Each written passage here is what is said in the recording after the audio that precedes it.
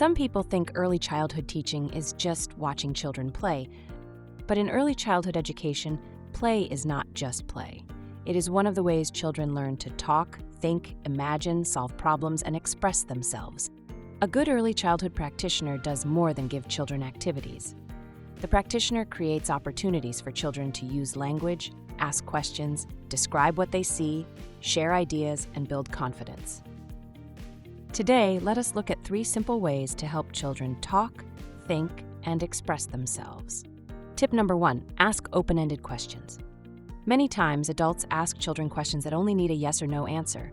For example, is this a red block? Or do you like this picture? Those questions are not wrong, but they do not always give children enough room to think or explain. An open-ended question gives the child space to use more words. For example, instead of asking, is this a block, you can ask, what can we build with these blocks? Instead of asking, did you like the story, you can ask, what was your favorite part of the story and why? These types of questions help children practice memory, reasoning, vocabulary, and self-expression. In an early childhood classroom, the goal is not only for the child to give the right answer. The goal is to help the child think, explain, imagine, and communicate. Tip number 2, listen and expand what the child says. Children may start with short phrases. A child may say, big car. The practitioner can respond by saying, yes, that is a big red car and it is moving fast. This is called expanding the child's language. You are not embarrassing the child or forcing the child to repeat. You are giving the child a better language model. Another example, if the child says, dog run, the teacher can say, yes, the dog is running across the yard. This helps children hear full sentences, learn new words, and understand how language works. Listening is important because children need to feel that their words matter. When an adult listens carefully, responds respectfully, and builds on what the child says, the child is more likely to keep talking and participating. Tip number 3, use stories, songs, movement, and pretend play. Young children learn best through active experiences. They need to see, hear, touch, move, sing, act, and explore. A story can help children remember events and talk about characters. A song can help children learn rhythm, sounds, and new words.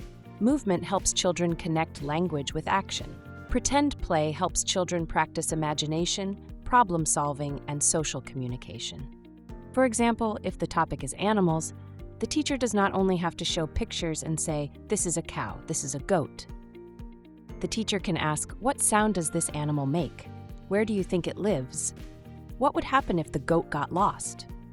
Then the class can sing an animal song, act out animal movements, or create a pretend farm.